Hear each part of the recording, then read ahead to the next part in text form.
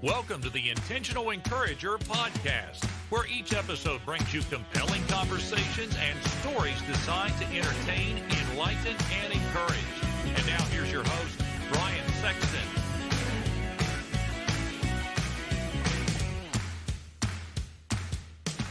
Hey everybody, Brian Sexton. I am intentionally encouraged when I see people doing business the right way. And for the last 15 years, Damon Burton and his team at SEO National have done just that. Now you might say, Brian, what can they do for me in my business? I'm going to tell you what they can do for you. They can help you understand search engine optimization. There are a lot of players out there in the marketplace, but you want a team of people that are going to be dedicated to working with you and helping you to understand search engine optimization and how you can show up higher on search engines so that you can bring more revenue into your business. Damon and his team are full of integrity, honesty, decency, and trust. And if that's important to you and that encourages you, I would encourage you to give them a call today at 855-736-6285 or go to SEOnational.com and get a free quote and tell them you heard about it on the Intentional Encourager podcast. Get ready for a dynamite conversation coming up right now on the Intentional Encourager podcast. And welcome into the Intentional Encourager podcast. I'm your host, Brian Sexton. Thank you for joining us again today. Little different setup. I forgot my mic stand. When you're podcasting on the road, you got to remember everything you need to podcast on the road. But we're doing the best we can, recording from Hot Springs, Arkansas. But through the power of the internet, my guest is in Katy, Texas. And that is Mark Foster. You can find him on Twitter at WMarkFoster, but you can find him right here, right now on the Intentional Encourager podcast. And if there is ever an encourager that I know that has spent a lifetime encouraging, it's this man here. He's a preacher. He's an evangelist, a longtime pastor. And again, if you want encouragement, spend about 10 minutes with Mark Foster, and you will get intentionally encouraged. But my friend Mark Foster joins me today on the Intentional Encourager podcast. Mark, how are you? I'm doing great, Brian, and I hope you are. I am down here in Arkansas as we record this, and so I'll share this with you. You travel all over the country preaching and evangelizing and speaking. The lady asked me today at the Little Rock Airport, she said, welcome back. She said, how long's it been since you've been with us? I said, about 25 years. The last time I was here, I went to chicken school in Springdale, Arkansas at Tyson University. So, all right. So no chicken school on this trip, Mark, but I was back in Little Rock. But let's start here. You travel all over the country. Mm-hmm. I want to start here. I usually start here on just about every podcast because I am curious how people in different parts of the country and different parts of the world have dealt with things the last couple of years. You are a seasoned traveler, again, pastored for many years in West Monroe, Louisiana, and now travel all over the country evangelizing. How have the last 2 years been for you, and what's the most noticeable thing that you have seen in your travels the last couple of years as we're finally hopefully getting back to normal after all this pandemic things that we've dealt with? Well, in the beginning, we saw fear, and some of that later turned into anger, and because of the shutdown of the country and churches and so forth.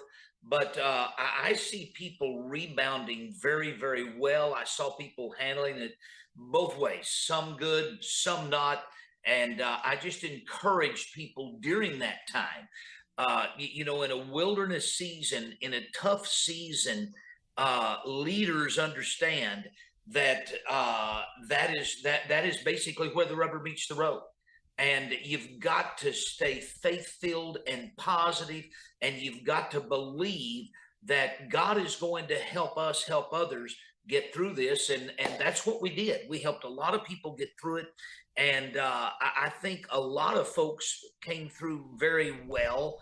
And I don't think the fear factor's there that much anymore. I do run into some that are still very fearful. I lost some good friends during COVID, so I do not minimize it at all. I lost some very good friends.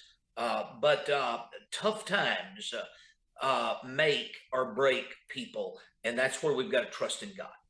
Well, and here's the thing that struck me by what you just said there is that faith, a lot of people think about faith and they say, well, I'm not a Christian, so therefore how am I supposed to have faith?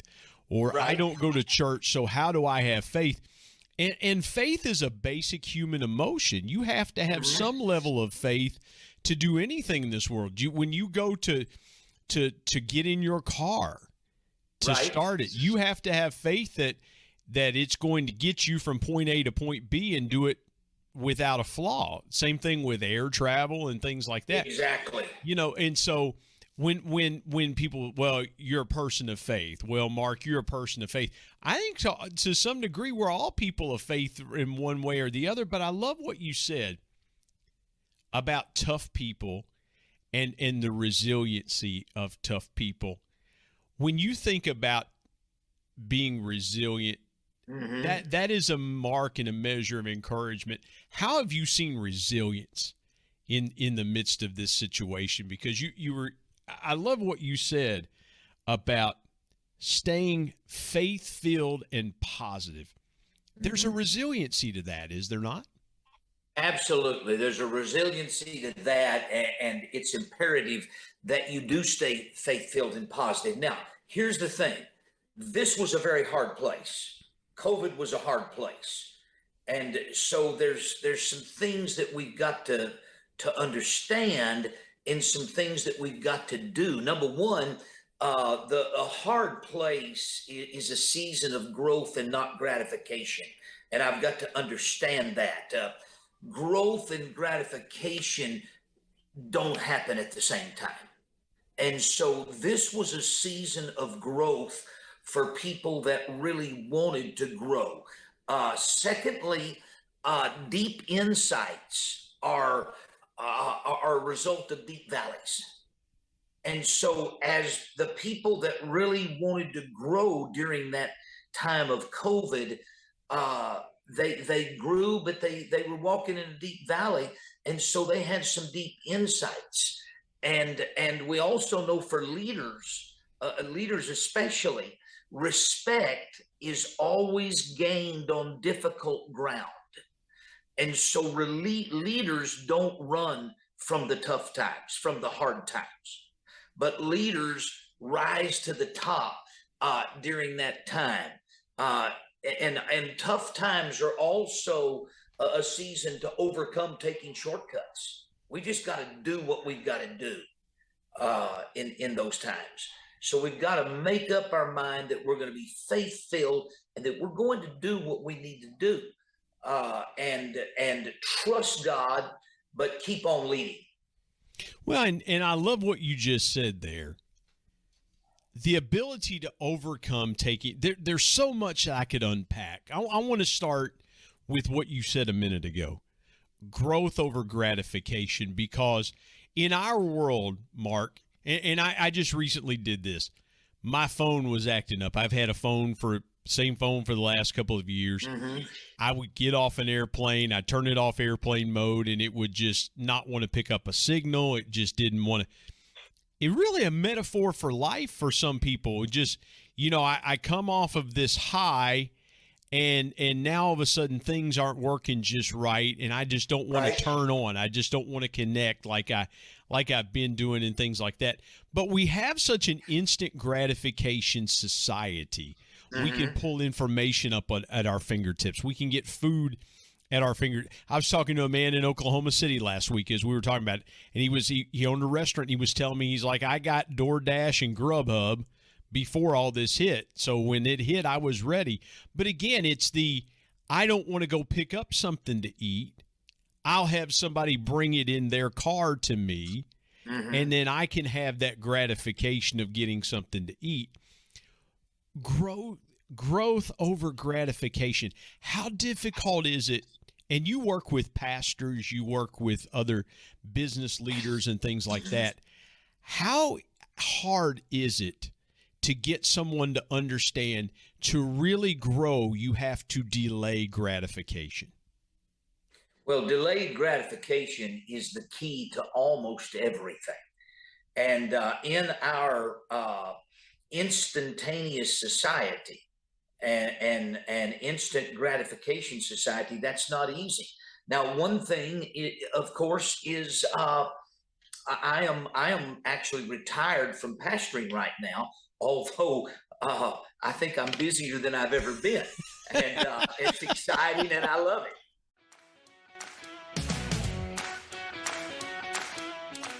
Hey everybody, Brian Sexton. Prices are going up by the day. We've got to find ways to increase our household revenue. Now, a couple ways you could do that is, one, you could go and ask your boss for a raise. But if that doesn't work, I've got another way for you. It's my friend Joe Hart's program called Products for Profit. Joe's been a guest here on the Intentional Encourager podcast and told his story about how learning retail arbitrage changed his life, and he's been helping thousands of people change theirs. Now, retail arbitrage is simply this. It's taking a product and buying it and then reselling it online for a higher price, and you keep the profits. And guess what? Amazon and Walmart use third-party resellers every day to fulfill their customer orders. I want you to go to productsforprofit.com or productsforprofit.card.co. Get connected to Joe's team. Tell them you heard about it on the Intentional Encourager podcast and start making money today with Products for Profit. And now let's get back to more great conversation on the Intentional Encourager podcast.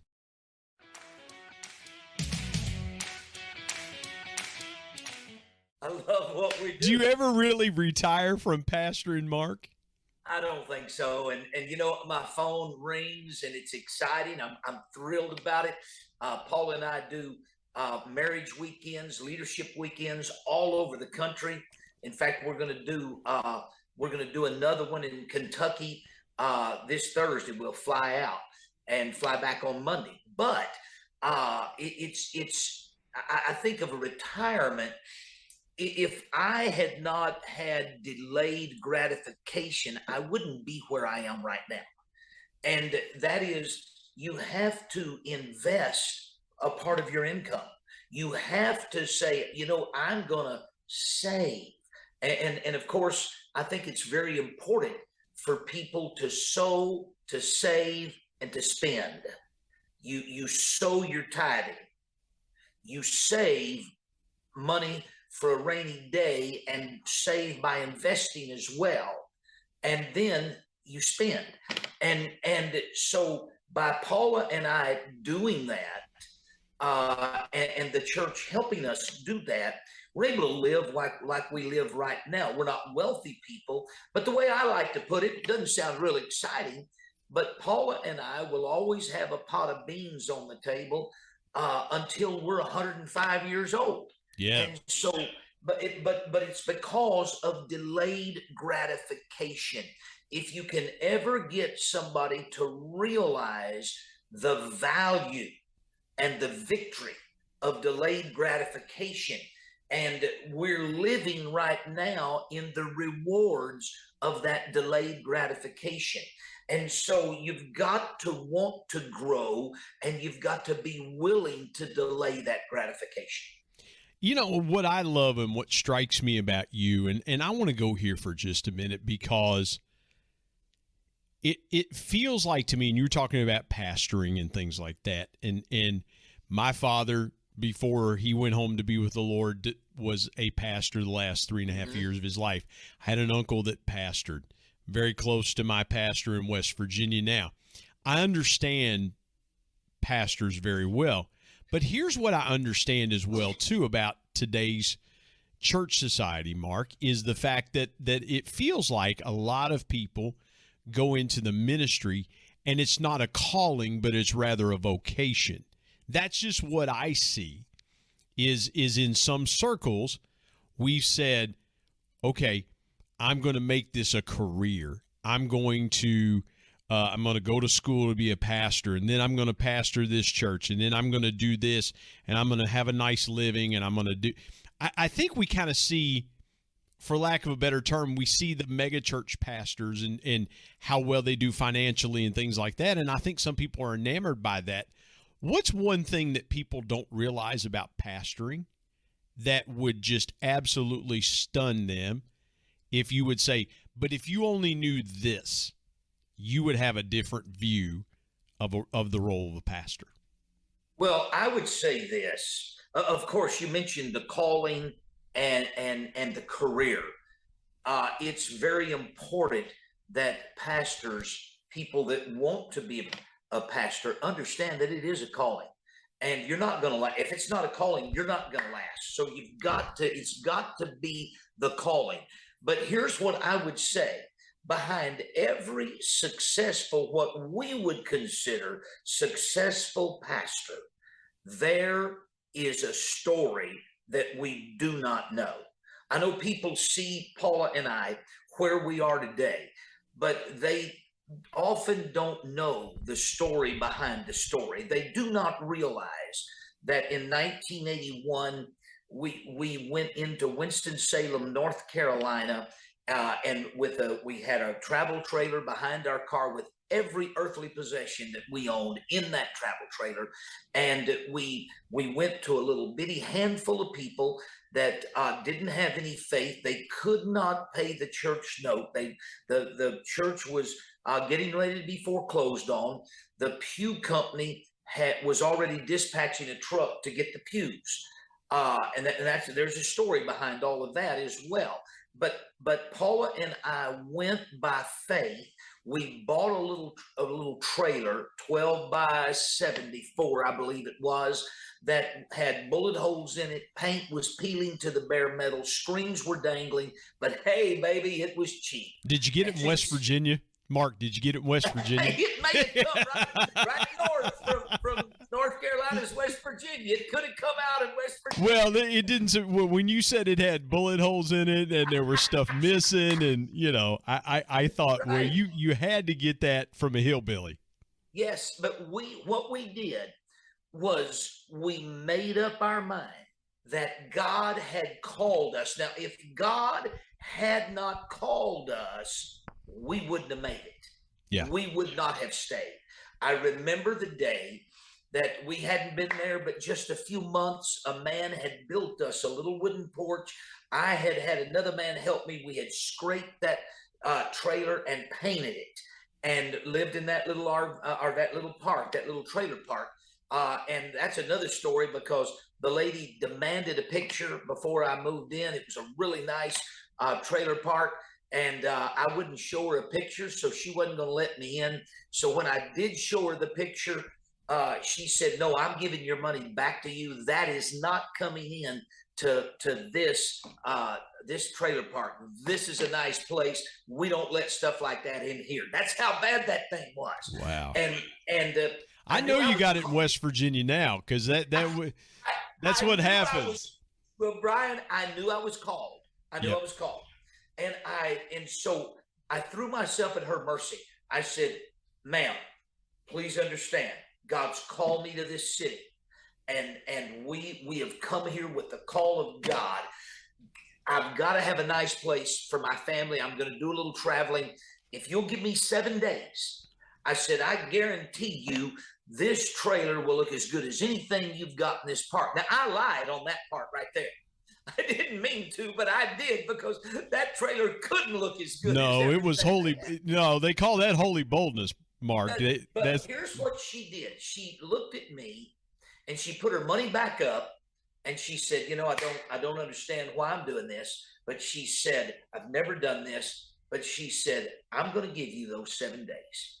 And she said, "If that trailer is not in the order we need it to be, then I'll call and have it hauled out of here, and you'll pay for it."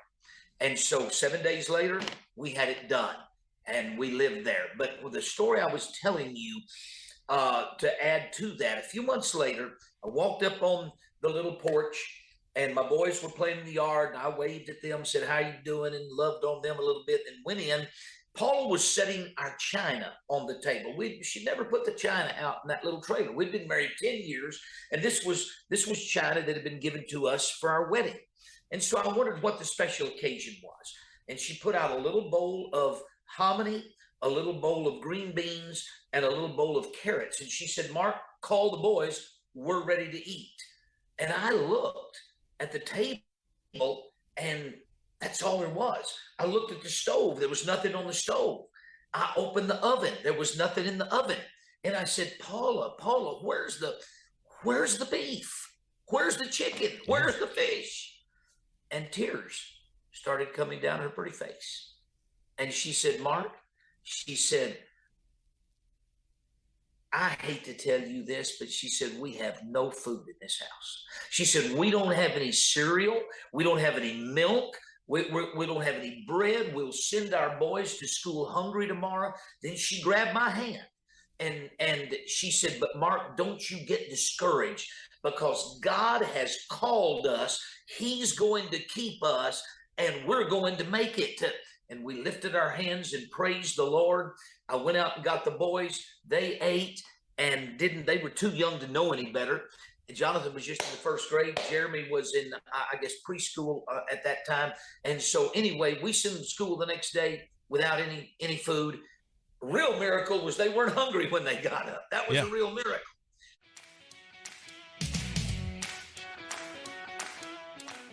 Hey everybody, Brian Sexton. You know, dreams are powerful pieces of intentional encouragement. We all have them. If you're a business owner, you've probably always dreamed of taking your sales to levels you've never seen before. I've got a guy that can help you with that. His name is Brad Norwood. My good buddy Brad has been on the Intentional Encourager podcast as a guest before, and he is a dream specialist. His company, Dream It Pro, offers incentive packages to travel to places such as the Masters, Kentucky Derby, the Super Bowl, even exotic places that you've always wanted to take your team, but you just didn't know how to do it. Brad's your guy. And oh, by the way, Brad's a certified bucket list coach, so he can help your team members achieve their personal dreams as well. I want you to go to www.dreamitpro.com and find out more, or call him directly at 479-466-6907. And by the way, tell him you heard it on the Intentional Encourager podcast. Let's get back to more great conversation here on the Intentional Encourager podcast.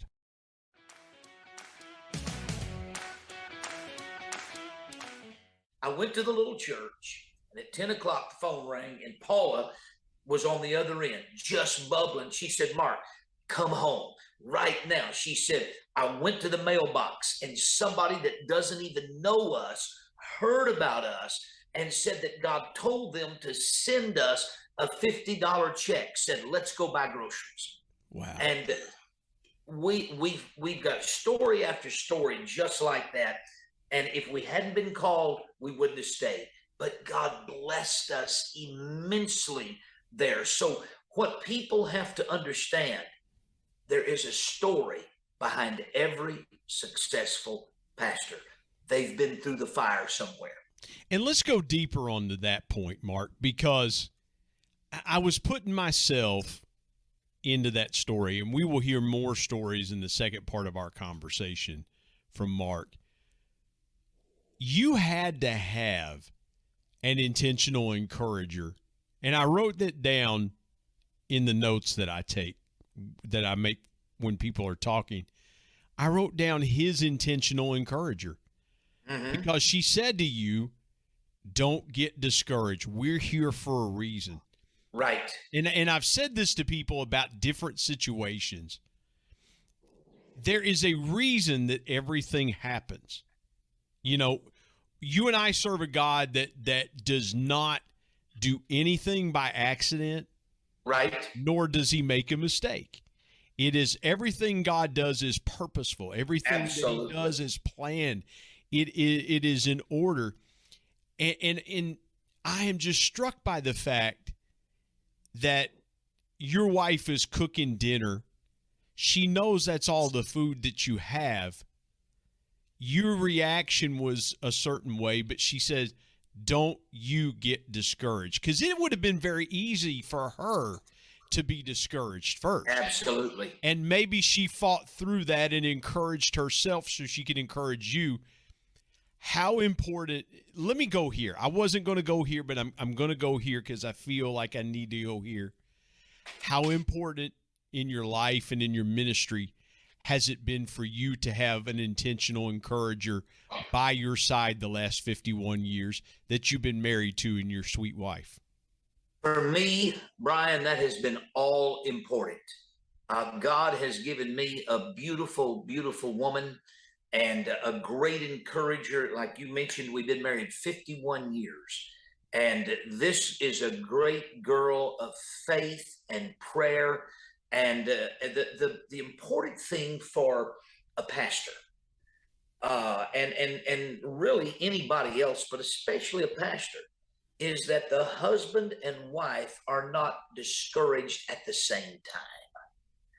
And so when one of us was down, the other one was up. And so that and so I've had that. I've had a woman that's willing to sacrifice. She anything that I felt like God was having us to do, she said, I'm ready to do it. And God has blessed me and our ministry because of that. And so I'm very thankful because she has stood right by my side, and I see the blessings of God in our life, but I know the sacrifices. How do you feel like your ministry has changed and evolved in the last several years, that you've transitioned from being a full-time pastor, and you are a pastor in West Monroe, Louisiana, at the Pentecostals of the Twin Cities? Is that Right. Is that correct? Yeah. Yes. I want to make sure I get that right. By the way, Mark and I have another connection.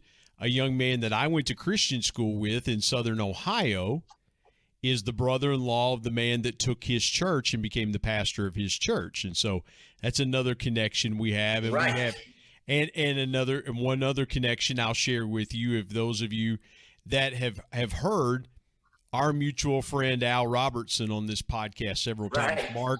Mark and Al have been friends for many, many years. And so, again, connection being so important, how do you feel like your role has changed in the last several years as you transition away from a pastor?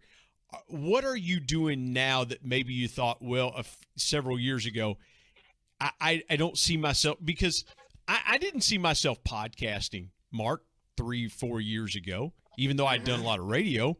I thought, well, I'd never really considered podcasting until now and things like that.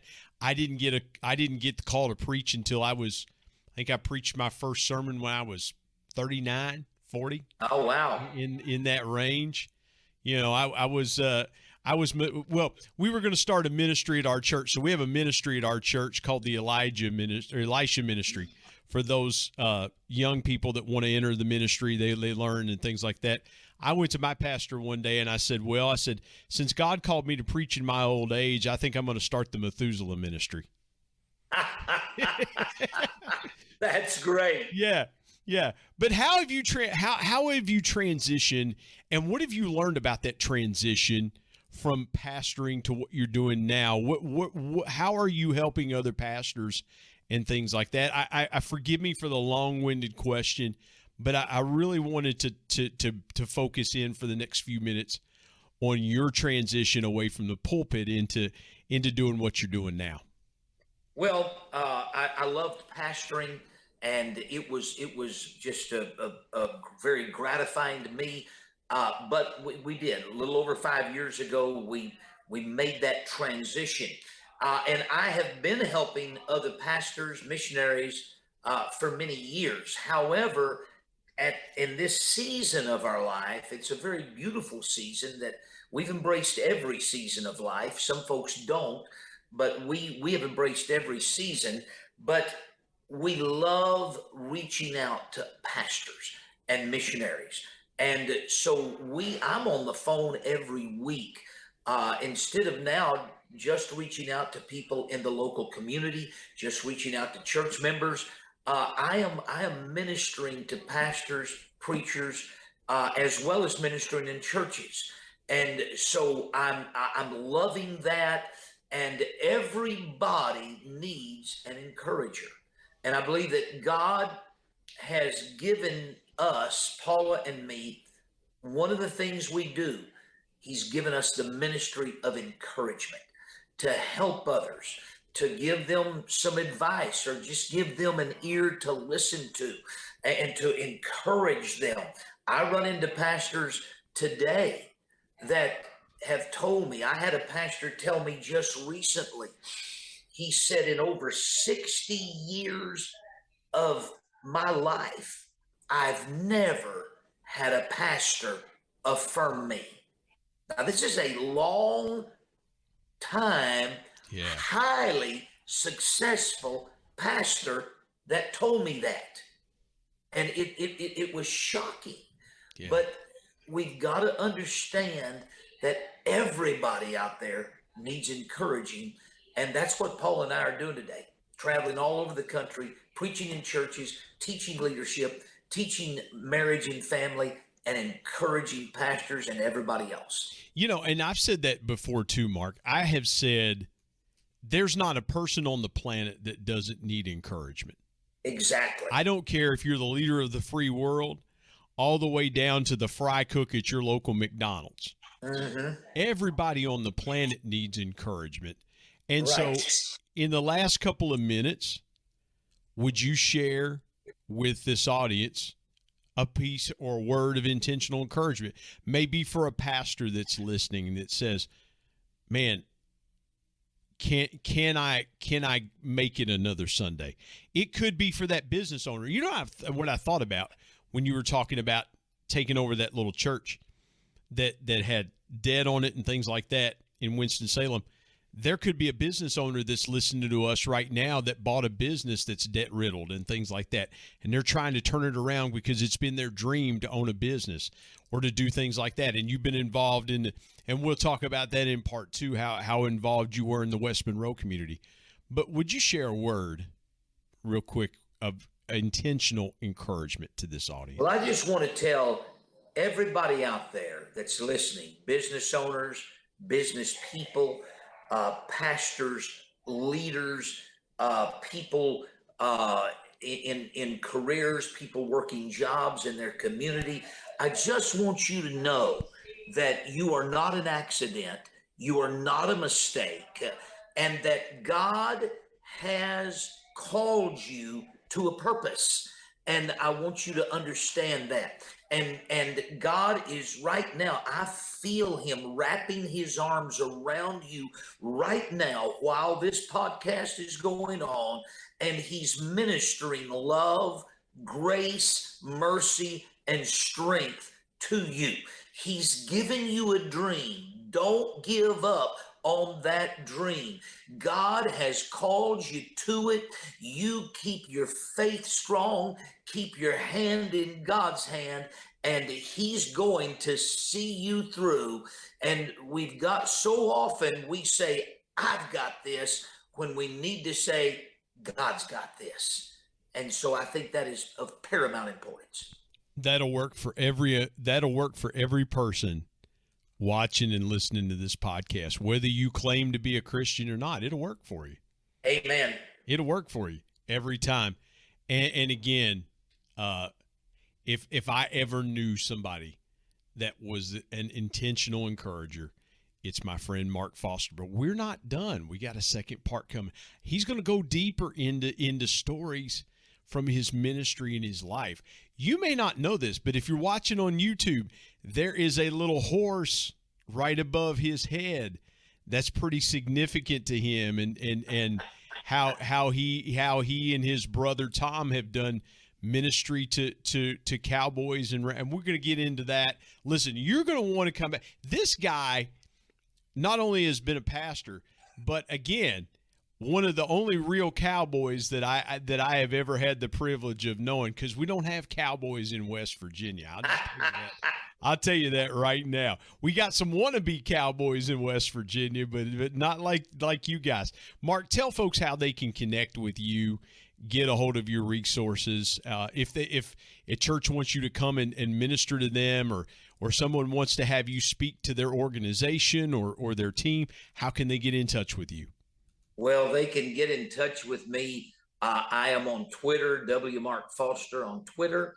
I'm W. Mark Foster on Facebook, and I'm W. Mark Foster on Instagram. And I don't mind putting my phone number out there if somebody wants it. That is 318-512-7905. And so I want to minister and help in any way that I can. And I know that God's got you, and he is loving you through everything. Well, it has been such a privilege to have my friend Mark Foster join me on the Intentional Encourager podcast. But I'm telling you, you got to stick around for part 2. You're going to want to understand how this man has done some of the things that he has done, and you're going to be encouraged by it. And I want to thank you, Mark. I want to thank you for this part, and I want to thank you folks for joining us on the Intentional Encourager podcast.